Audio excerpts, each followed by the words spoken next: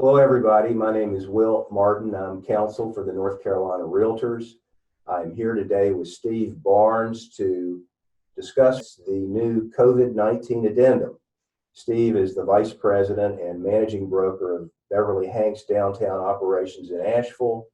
He's been with Beverly Hanks for about 18 years and is their lead instructor for all real estate related forms. And I've gotten to know Steve by virtue of him being on the forms committee. So we're going to spend about 15 minutes trying to go through the COVID-19 Addendum, which is a new form that the NC Realtors, together with the NC Bar Association, created last Friday, March 20th, and rolled out immediately to the realtor community.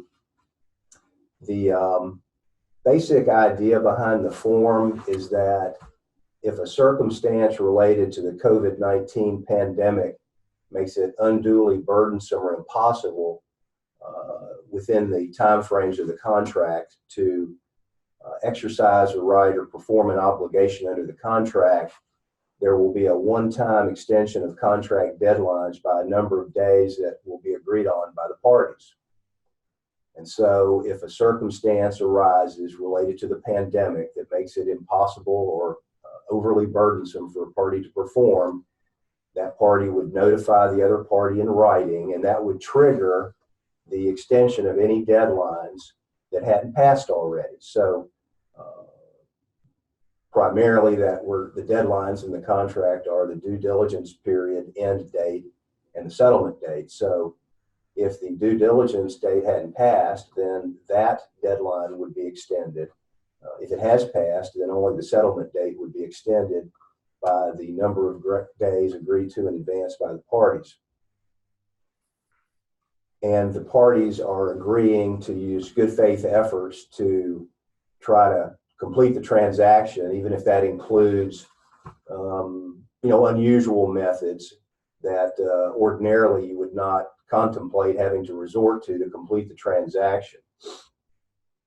Now, if they're unable to close prior to the end of the extended period of time and they don't agree to an extension, then the contract would become null and void, and the buyer would be entitled to a refund of the earnest money deposit, and the seller would keep any due diligence fee that had been paid.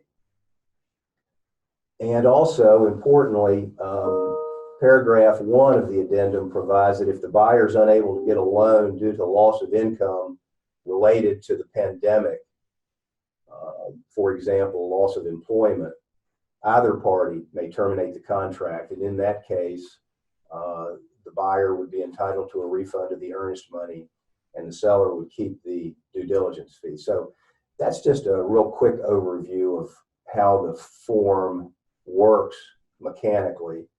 And Steve, I just will open it up to you to ask me any questions that you may have about the form. Thanks, Will, and thanks for having me today. The timeliness of this form is excellent in that we had here in our market, we had already begun to see some locally drafted by attorneys versions of this. So it's good to see a standardized form that we can use statewide. With that, there have been some questions, some concern-based about the addendum. So let me start with what is the very broadest of all questions I could probably ask of you, and that is the broad nature of the language defining a COVID-19 related restriction, and any concerns that may exist of the misuse or misinterpretation of those definitions and examples. Well, you've gotten right to the heart of one of the major concerns that I have about this form, and one of the difficulties of drafting it, and that was, do you try to be very specific about the events that would trigger the extension of deadlines, or do you try to be broad? And we decided to go with a broad approach because if we got specific, then it's going to lead to disagreements about whether or not a particular circumstance is covered that really is related to the pandemic that we hadn't even thought of yet or just omitted. So we went with a broad approach so that the way this forum works is any pandemic-related event that makes it unduly burdensome or impossible within the time frames of the contract for a party to perform will trigger the extension of the deadlines.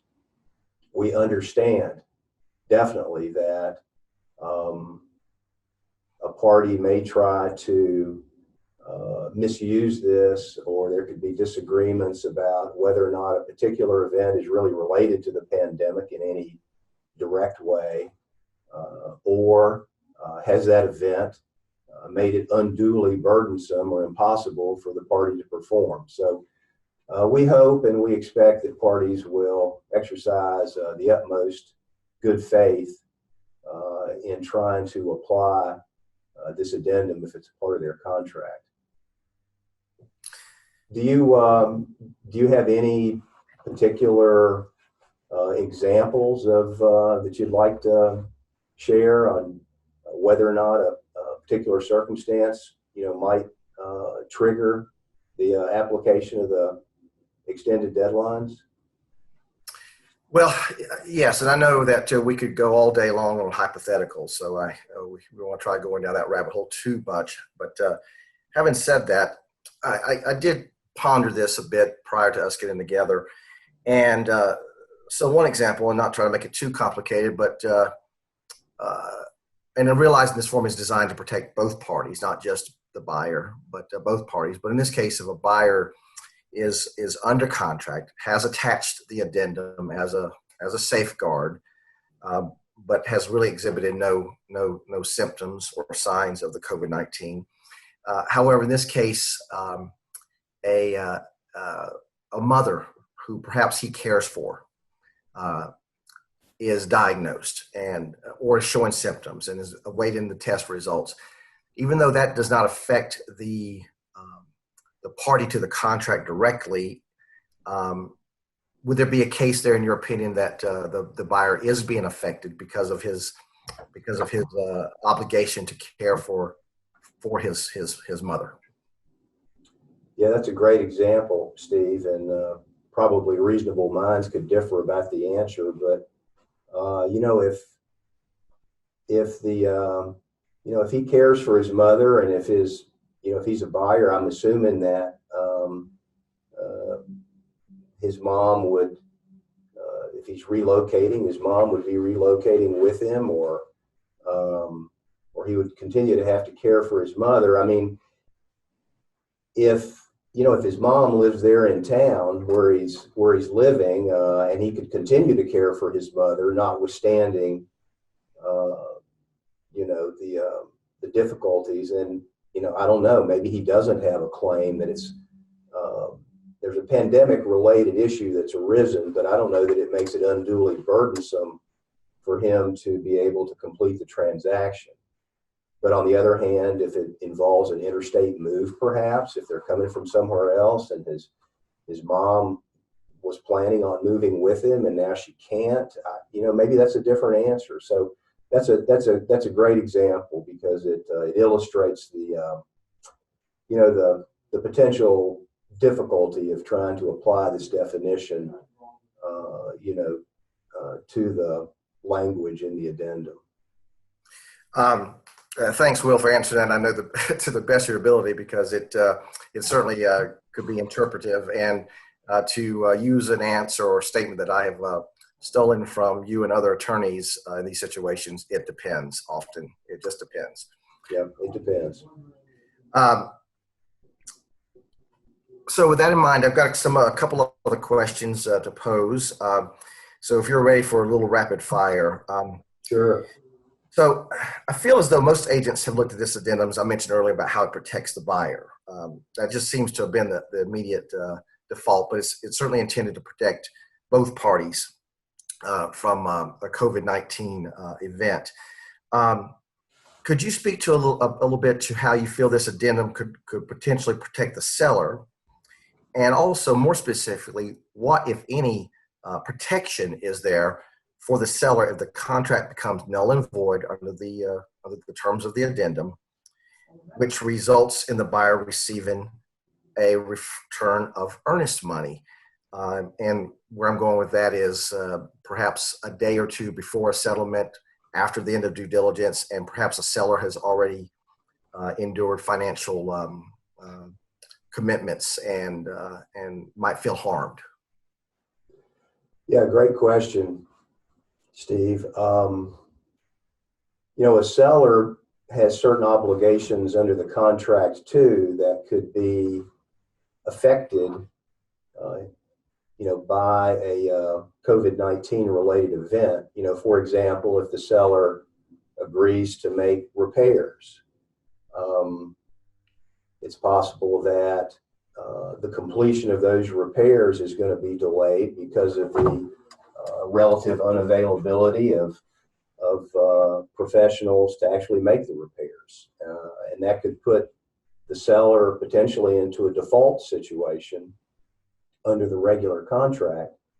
The seller might also have delays in being able to complete the settlement. The seller could get sick, or the seller's mother could be the one getting sick, and it's going to delay the seller's ability to timely complete the transaction. And so I think it potentially benefits the seller in the same way that it benefits the buyer. It cuts the seller and the buyer a little slack so that they just get a little extra time if something unexpected comes up. I hear you about the seller having to return the earnest money in a situation where under the regular contract they might not have to. On the other hand, if the seller is the one causing the delay, and in a regular environment that put the seller in breach, the buyer would have an argument that they're entitled to a refund not only of their due diligence money, but also the due diligence fee and any due diligence costs. So the way I see it, both parties are really giving here a little bit. You don't know what's going to happen. And so let's just agree in advance on how the monies are going to be dispersed if we're unable to get this transaction done, so that we have a little more certainty on the front end about how it's all going to work. Understanding that, I may be the delaying party or you may be the delaying party. Let's just agree to something in advance under these uncertain circumstances, just to give us a bit more certainty about how it will happen if we're unable to get this transaction done due to a COVID-related event that makes it unduly burdensome or impossible for one of us or the other of us, or perhaps both of us, to be able to complete this transaction. So in reviewing this and hearing you again speak to this question, one of the goals of this addendum is to eliminate the finger pointing game. Like, who's really delaying? We're just agreeing that under these unprecedented circumstances, both parties understand something unexpected could occur related to COVID-19, and we're just agreeing that these will be the terms under which we'll operate, and we're not going to spend time trying to blame the other. Yeah. Is that fair? That's a great way to look at it. The way I think about it is under the delay in settlement provision in the contract, there's a delaying party and there's a non-delaying party. And at the end of that 14-day permitted delay period, if the delaying party can't get it done, then they're in breach, and that has certain consequences. In this extraordinary environment we're in, we're kind of substituting the provisions of the addendum for the delay in settlement provision in the contract, the way I see it. So if it's a COVID-19 related event that causes the delay, the provisions of the addendum are what are going to control the obligations and the rights of the parties, rather than that delay in settlement provision in the contract. On the other hand, I want to make it clear that the more traditional things that cause people not to be able to complete transactions are still going to be governed by the delay in settlement provision in the contract. So if it's not related to the COVID-19 pandemic, then you're operating under the contract, not the addendum. Okay, thank you. Will, I had an interesting question posed to me regarding the number of days in the addendum. And the question was specifically, what if parties agree to 0 days?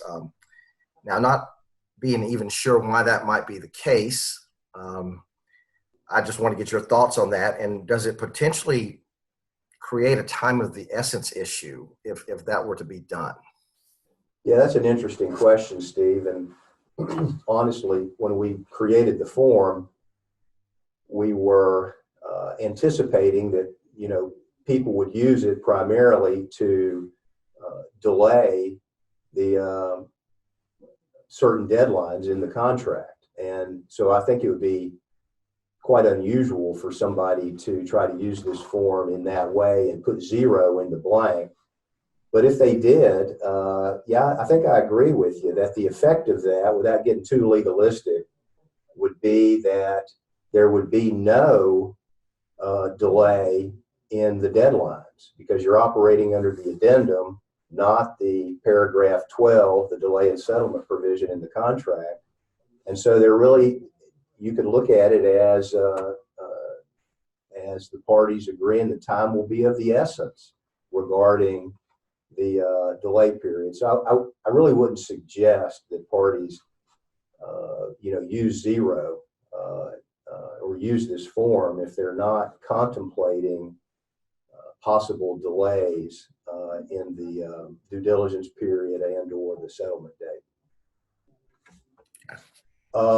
Do you have any thoughts, Steve? Let me ask you a question on the number of days that parties might insert in that blank as a broker. What do you think?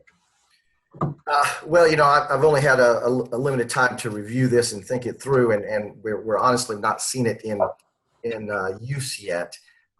But these are the things that I do ponder. My initial reaction would be, I would think a relatively short period of time, 15 days, something of that nature, perhaps a bit longer. Just to understand the intent of this, that seems like to be of this addendum, seems like to be the reasonable amount of time. But, as always, we're reminded that this is a negotiable form. It's a negotiable terms within that allow for negotiating. It's negotiable between the parties. And I think it's probably most important for us, the brokers, to understand the written word of this, how it's to be used, and let buyers and sellers understand their options and let them hash it out. That's what I'm hopeful for anyway. I agree. Will, I've got a couple of questions here regarding the use of the form. Segue right into that. I've already heard of one company attempting to forbid the use of this addendum. And now, of course, from my point of view, the use of this addendum should be left strictly to the parties involved in the transaction, of course, not the brokers. Would you agree with that? And just to clarify, there is no mandate. Also, on the other hand, there's no mandate from NCAR, Real Estate Commission, that requires the use of this form, correct? That's correct. This is not a mandatory form. And I don't think a firm ought to either mandate its use or forbid its use. Seems to me like this is just another tool for the broker's toolbox to be able to offer to parties that are considering entering into a contract or possibly amending an existing contract in this unsettled environment that we're in. And I think it ought to be up to the brokers and their clients as to whether or not they want to consider adding this addendum to a contract.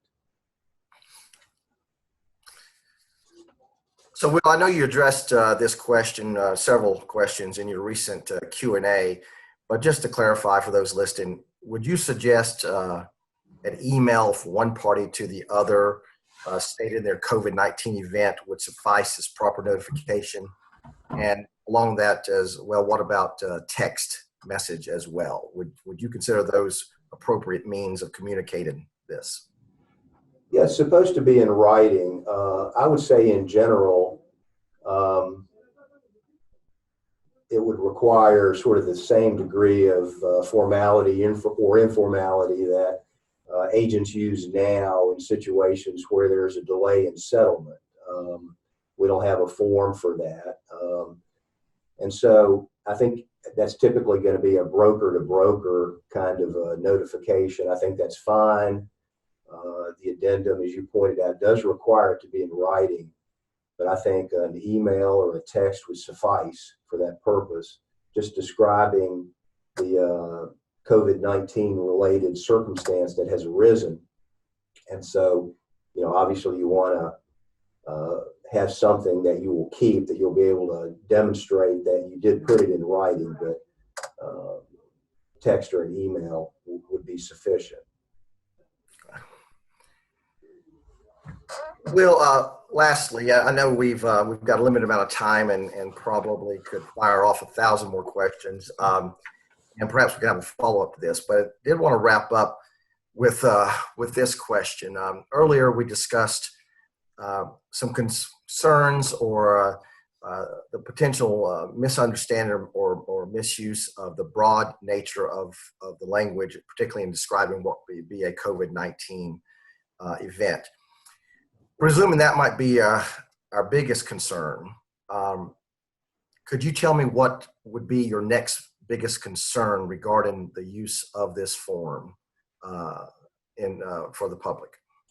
Sure, Steve. Really like any new form, I'm always concerned about agents understanding the form before they recommend it be used. So I think agents need to try to understand the mechanics of this form. Hopefully, our dialogue today is going to help in that regard, but I'm concerned about agents seeing that this is a COVID-19 addendum. We're in a COVID-19 environment, so let's just slap this addendum on any contract, and that's going to take care of things.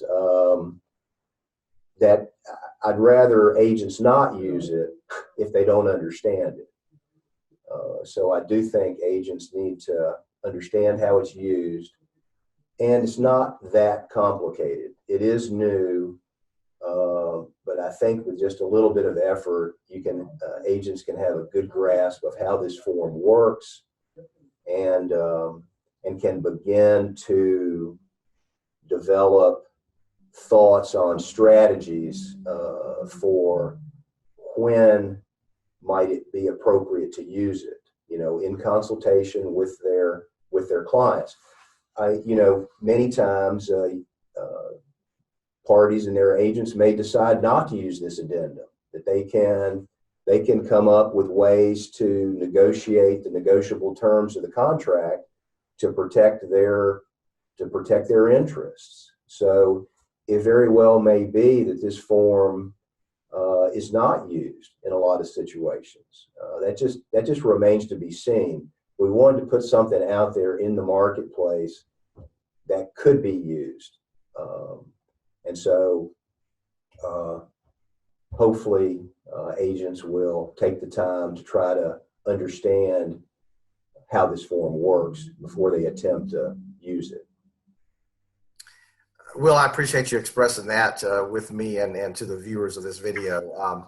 And I probably would simply add that I'd like to just, again, challenge the brokerage community to wrap their heads around this new form and be in hopes that we can all properly explain and advise this to our clients and let them, at the end of the day, make the decision about whether it's appropriate to use or not.